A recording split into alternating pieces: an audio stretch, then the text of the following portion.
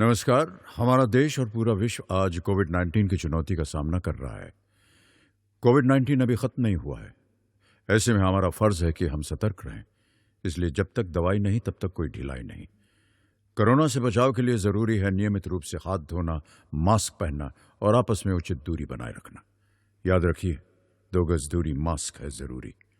खांसी, बुखार या सांस लेने में कठिनाई होने पर हेल्पलाइन नंबर 1075 पर संपर्क करें।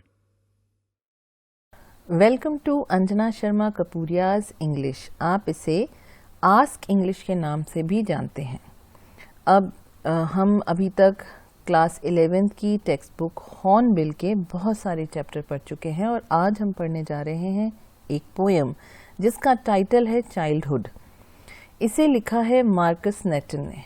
अब मार्कस नेटन एक नॉर्वेजियन पोएट हैं और इनके बारे में बहुत ज़्यादा जानकारियाँ तो नहीं मिलती हैं, परंतु इनकी लिखी ये पोएम बहुत फेमस है और ऑफ कोर्स ये हर व्यक्ति के दिल को छू जाने की ताकत रखती है।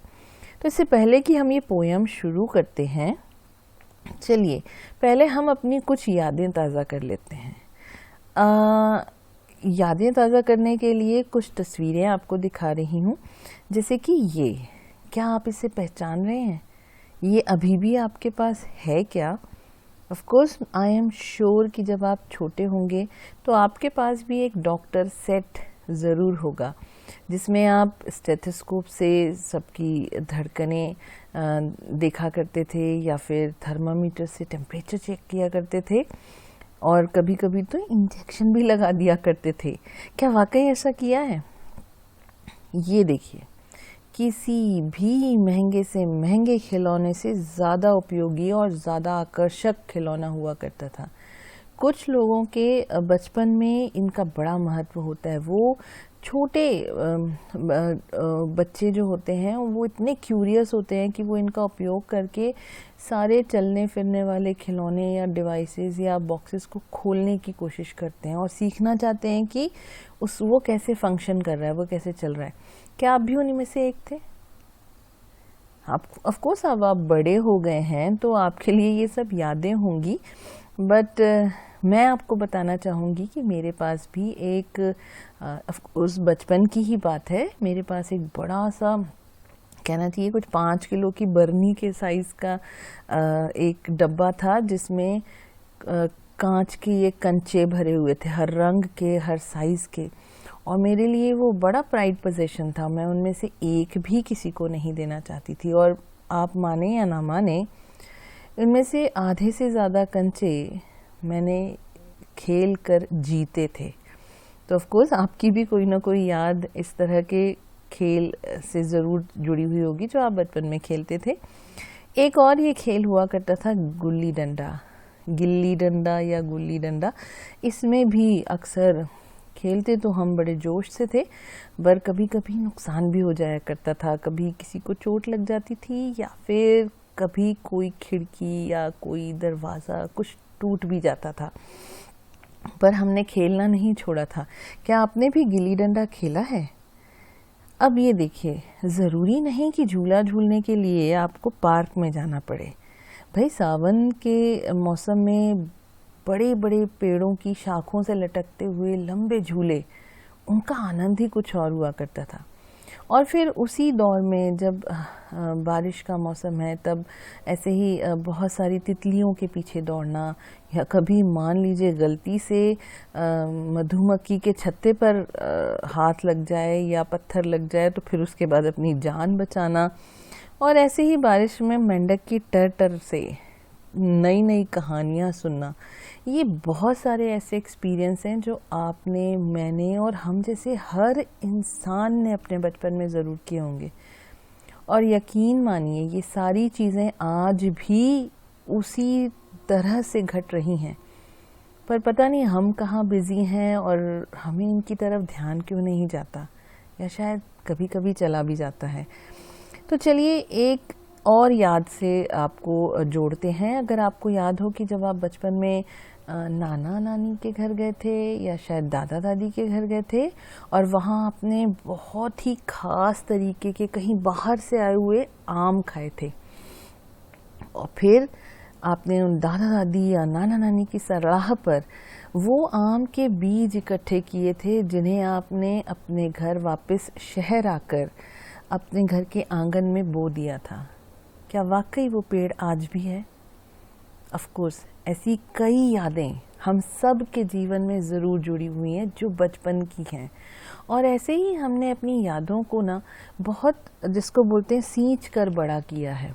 और ये आपको आज भी जो बच्चे होते हैं, जो जिन्हें बाल सुलभ गतिविधियां या एक्टिविटी कहा जाता है, उनमें वही सब कुछ झलक देखने को मिलती है। और अक्सर ये कहा जाता है घर के बड़ों के द्वारा कि ये देखो, ये तुम्हारी तरह काम कर रहा है या तुम्हारी ही तरह सारी चीज़ें इकट्ठी कर रहा। तो लगता है हैरानी, मैं कब ऐसा करता था या मैं कब ऐसी करती थी। बट सच्चाई यही है कि हमारा भी एक बचपन था और हमारे लिए भी बहुत सारी चीज़ें बहुत आकर्षक और बहुत, जिसको बोलते हैं ना, आउट ऑफ क्यूरियोसिटी वाली थी, जिन्हें हम खोजते रहते थे, अपने अलग अंदाज से रहते थे। अब एक चीज़ और मैं आपको यहाँ बताना चाहूँगी, हम सब ने इस स्लाइड का या फिसल पट्टी का आनंद ज़रूर लिया होगा। क्या कभी आपने ये सोचा है कि हर इंसान तरक्की करना चाहता है और हमेशा ऊपर ऊंचाई की तरफ बढ़ना चाहता है, और ऊंचाई की तरफ जाते हुए, सफलता की नई नई ऊंचाइयों को छूते हुए वो बहुत खुशी का अनुभव करता है। पर उससे भी ज़्यादा खुशी आपने ज़रूर महसूस की होगी जब आप स्लाइड से नीचे की तरफ आएंगे, है ना। ये बहुत ही अलग सी और बिल्कुल, जिसको कहते हैं कि उलट बात है कि लोग सामान्य तौर पे आगे की तरफ, ऊपर की तरफ तरक्की करते हुए खुश होते हैं, पर एक स्लाइड ऐसी चीज़ है जहाँ पे बहुत ज़्यादा आनंद की प्राप्ति तब होती है जब ऊपर से नीचे फुल स्पीड में आया जाए और फिर तैयार होकर फिर मेहनत करके वापस सीढ़ियों से चढ़कर। फिलॉसफी हम सबके जीवन में जुड़ी रहती है, बस ये देखने का नज़रिया है। इसी तरह मार्कस नेटन ने भी हमें इस पोयम में ना कुछ झलकियाँ दिखाई हैं और कुछ सवाल पूछे हैं। सबसे पहले वो पूछना चाहते हैं, और वाकई में बड़े पजल्ड हैं, When did my childhood go? Was it the day I ceased to be 11? वो कह रहे मेरा बचपन कब चला गया। और हम और आप भी ये पूछ सकते हैं अपने आप से कि वाकई में मेरा बचपन कब चला गया।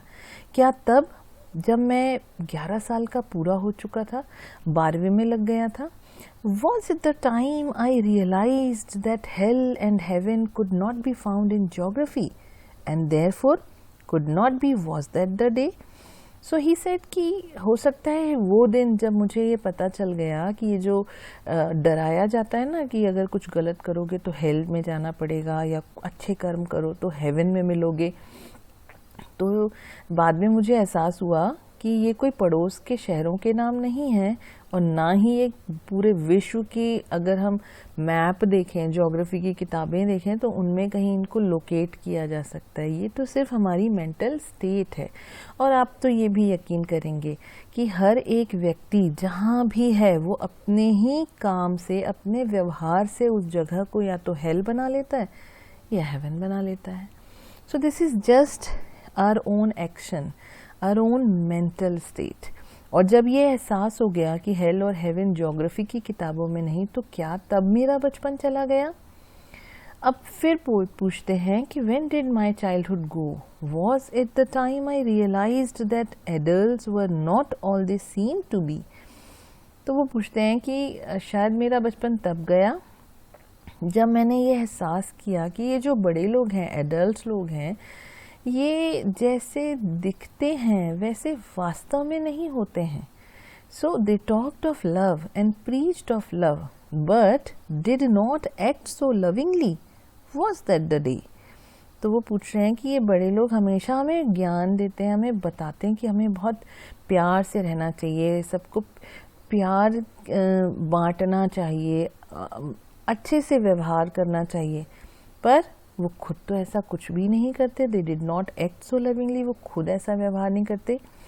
तो मैंने यहाँ पे एक तस्वीर आपके लिए रखी है जिसमें दिखाई दे रहा है कि लोग किस तरह से मुखौटे लगाए रहते हैं, मतलब शक्ल पे, उनके चेहरे पे कुछ और दिखाई दे रहा होता है, उनके मन में कुछ और होता है। और ये आप और हम कई बार अनुभव कर चुके हैं हमारे आसपास। और शायद हमने भी ऐसा कई बार परफॉर्म किया है जब हम अपने दिल की बात नहीं बताना चाहते या हम ट्रस्ट नहीं करना चाहते। सो ये अब बड़े लोग हैं और अब बचपना जो है वो ऐसा नहीं होता, वो सच्ची बात आके सब कुछ सामने कर देता। तो अब पोएट पूछ रहे हैं कि क्या उस दिन मेरा बचपना चला गया था जब मुझे ये पता चल गया कि जो एडल्ट लोग हैं वो जैसे बोलते हैं ना दो गलापन रखते हैं या डुअल पर्सनालिटी रखते हैं, कि वो दिखते कुछ और हैं और करते कुछ और हैं। सो अगली बार फिर क्वेश्चन पूछते हैं, when did my childhood go, was it when I found my mind was really mine. अब एक और चीज़ जब बचपन में मुझे पता चली कि ज़रूरी नहीं है कि मुझे लोगों को लोग जैसा कर रहे हैं या लोग जैसा कह रहे हैं वैसा करना है, मैं अपने लिए खुद भी निर्णय ले सकता हूँ। मतलब जो मेरा माइंड है वो मेरे कंट्रोल में है, and to use which ever way I choose, और उसको मैं जिस तरीके से चाहूँ उपयोग में ला सकता हूँ। सो ये जब मुझे पता चला कि producing thoughts that were not those of other people but my own and mine alone, was that the day. तो जिस दिन मुझे ये पता चला या ये एहसास हुआ कि ये जो तरह तरह के विचार आते हैं मन में, ज़रूरी नहीं है कि जो लोग आपको सजेस्ट कर रहे हैं या गाइड कर रहे हैं वही हो। आप अपनी तरह से, अपनी रचनात्मकता से, अपनी इमेजिनेशन से अपने विचारों को भी जैसे बोलते हैं बल दे सकते हैं, उनको प्रकट कर सकते हैं। और जब मुझे ये एहसास हुआ तो क्या वो दिन था जब मेरा बचपन चला गया। सो अभी ये व्हेन की बात कर रहे थे तो he poet is kind of agree in 3 paragraphs कि चलो कब चला गया। बट अगला क्वेश्चन पूछते हैं, but where did my childhood go, it went to some forgotten place. कहते हैं अच्छा ठीक है भाई, कब गया बात दूसरी, पर गया कहाँ, मेरा बचपन कहाँ चला गया। क्या वो कहीं भूले भटकी जगह पर चला गया जहाँ कोई नहीं जा पाता, या भूली भटकी जगह मतलब शायद जहाँ से मैं आया हूँ पर अब मैं वहाँ उस जगह को भूल चुका हूँ। यस, वो कहते हैं that's hidden in an infant's face, that's all I know, think it out। तो कहते हैं ज़रा विचार करो, ये जो मेरा बचपन है ना, ये जो अब नवजात बच्चे हैं, जो छोटे हैं, बालक हैं, बहुत नन्हे मुन्ने हैं, उनके चेहरे की मासूमियत में जाके छुप गया है। ऑफ कोर्स जब मैं छोटा था तो मेरे चेहरे पर भी ये मासूमियत थी, और अब ये भूली भटकी सी जगह हो गई है। अब मुझे चालाक होना पड़ता है, समझदार होना पड़ता है, सीरियस होना पड़ता है, थोड़ा गुस्सा भी दिखाना पड़ता है। ये सारी चीज़ें इन्फेंट्स के चेहरे पे नहीं दिखाई देती, मासूमियत। सो ये पोएट्री जो थी वो इस तरीके से एक्सप्लेन करती है कि भाई पोएट जो हैं वो बताना चाह रहे हैं कि जो बचपन होता है वो कितना निश्चल होता है, जिसमें कोई दुर्भावना नहीं होती, सरल होता है, और कैसे इंसान उम्र के साथ, जिसको बोलते हैं ना, मासूमियत खो देता है, सच्चाई खोने लगता है, प्योरिटी ऑफ हार्ट खोने लगता है। बिकॉज़ हमें समाज में रहने के लिए बहुत सारी चीज़ों को अपनाना पड़ता है। मैं ये नहीं बोलूँगी कि गलत चीज़ों को अपनाना पड़ता है, पर यह कि समझदारी को अपनाना पड़ता है। ऑफ कोर्स हमें जो बोलते हैं ना वास्तविकता को अपनाना पड़ता है, हमें ये परी कथाओं से बाहर निकल के सच्चाई को अपनाना पड़ता है। तो ये सारी चीज़ें जो हैं ये हमें एक बेहतर समझदार इंसान भी तो बनाती हैं।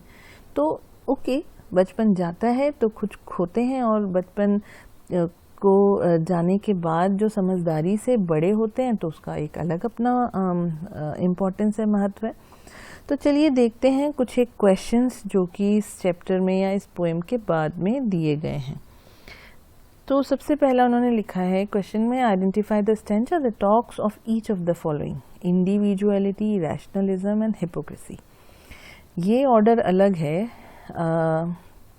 पर मैंने पोएम को एज एन ऑर्डर लिया है। तो मेरा आंसर शुरू होता है पहले स्टैंजा से, जिसमें रैशनलिज्म पता चलेगा ना। और रैशनलिज्म यानी होता है व्यवहारिकता, या ये बोलो कि लॉजिक्स लगाना, what is reality, what is not, क्या सही क्या गलत, ऐसी बातें जो समझ सके, कर सके, वो उसे रैशनलाइज कहा जाता है। इस तरह के व्यवहार को रैशनलिज्म कहा जाता है। सो जब हम ये पढ़ते हैं ना कि when did my childhood go, was it the day I ceased to be 11, was it the time I realised that hell and heaven could not be found in geography and therefore could not be was that the day. तो वो कह रहे हैं कि जब मेरा बचपन उस समय गया जब मैं 12 साल का समझदार बच्चा हो गया था और मुझे पता चल गया था कि भाई हेल और हेवन जैसी कोई जगह धरती पर तो नहीं होती है, ना ही वो किसी ज्योग्राफी की किताबों में किसी नक्शे पे मिल सकती है। तो ये ऑफ कोर्स बचपन में तो फैंटेसी रहती है, पर बड़े होकर हमें रियलिटी समझ में आने लगती है। सो ये रैशनलिज्म कहलाता है। मैंने पहले भी पोएम पढ़ाते हुए ये जिक्र किया है कि पोएम में कुछ पोएटिक डिवाइसेस होती हैं, कुछ टूल्स होते हैं जिनका उपयोग किया जाता है पोएम को इंटरेस्टिंग या जिसको बोलते हैं मेमोरेबल या फ्लो लाने के लिए। तो ये सब कुछ हम हिंदी की कविताओं में भी देखते हैं कि कहीं अलंकार, कहीं छंद, कहीं और मतलब ये सारे ये टेक्निक्स होती हैं जिससे कि वो ज़्यादा आकर्षक या ज़्यादा याद रह जाने वाली बनती है। तो ऐसे ही इसमें भी हम ढूंढने की कोशिश करेंगे। तो सबसे पहले आप पहला ये जो सेंटेंस दिया हुआ है इसे देखिएगा कि व्हेन डिड माई चाइल्डहुड गो, और इसी में लास्ट वाला दिया है वॉज दैट द डे। अब आप ये तीनों पैराग्राफ में देखिएगा, when did my childhood go and was that the day, मतलब ये पहली लाइन और आखिरी लाइन हर पैराग्राफ में रिपीट हो रही है। इवन आखिरी वाले पैराग्राफ में बस व्हेन की जगह वेयर कर दिया, बाकी सब कुछ रिपीट हुआ है। तो इस तरह के टूल को, इस तरह के जो डिवाइस है जो यूज होती है पोइट्री में, उसे रिफ्रेन कहा जाता है। और इसके अलावा ये एक और चीज़ देखिए, was it the day, was it the time. तो ये जो वॉज इट द मतलब किसी भी लाइन के शुरुआत में अगर एक जैसे शब्द हों तो उसे एनाफोरा कहा जाता है। तो दो नई चीज़ें पहले भी हम सीख चुके हैं, और भी अगर मिलती जुलती कोई चीज़ें समझ में आएंगी तो हम ज़रूर सीखेंगे। दूसरा जो पैराग्राफ था उसमें हिपोक्रेसी की बात थी। हिपोक्रेसी मतलब दोगलापन या दिखावा करना, या जो मतलब सच है वो ना दिखाते हुए, छुपाते हुए कुछ और प्रदर्शित करना। So when did my childhood go, was it the time I realise that adults were not all they seemed to be, they talked of love and preached of love but did not act so lovingly, was that the day. तो जैसे कि देखिए यहाँ भी वही when did my childhood go and was that the day, ये दूसरे number का पैराग्राफ है और इसमें भी रिफ्रेन का उपयोग है, जहाँ पहली लाइन और आखिरी लाइन एक जैसी, पर इसमें देखिए एनाफोरा नहीं है। और कोई भी अभी तो मुझे नहीं समझ में आ रही है, पर हम और भी बहुत सारे टूल्स होते हैं, पर हम एक एक दो करके ही सीखेंगे, ज़्यादा जल्दी नहीं। अब ये है थर्ड पैराग्राफ जिसमें इंडिविजुअलिटी की बात की है। तो पोएट कह रहे हैं when did my childhood go, was it when I found my mind was really mine to use which ever way I choose, producing thoughts that were not those of other people but my own and mine alone, was that the day. तो ये third paragraph है और इसमें भी refrain का उपयोग है। पहली और आखिरी लाइन वही है जो पहले पैराग्राफ में भी थी, दूसरे पैराग्राफ में भी थी। बट यहाँ पे एक और चीज़ मैं आपको बताना चाहूँगी। ये थर्ड पैराग्राफ इंडिविजुअलिटी के बारे में बता रहा है। जब बच्चे को एहसास होता है कि I have my own understanding, my level of intellectual with me, मेरी खुद की भी एक समझ है, मेरा खुद का भी एक ओपिनियन है, और वहाँ से वो सेल्फ कॉन्फिडेंट होता है जिसको बोलते हैं ना, या इंडिपेंडेंट होता है। सो ये एक इंडिविजुअलिटी वाला कैरेक्टरिस्टिक इस पैराग्राफ में दिखाई दे रहा है। अब मैं आपको एक चीज़ बताना चाहूँगी रिफ्रेन के अलावा। ये देखिए, my mind, right, which ever way. So जब ये एक जैसे अक्षर से शुरू होने वाले और एक जैसे साउंड से शुरू होने वाले शब्द आसपास होते हैं ना, जैसे कि अनुप्रास अलंकार होता है ना, चारू चंद्र की चंचल किरण, ऐसा वाला जो च। सो सिमिलरली इसे एलिट्रेशन, ये अंग्रेजी में भी होता है और इसे एलिट्रेशन कहा जाता है, राइट।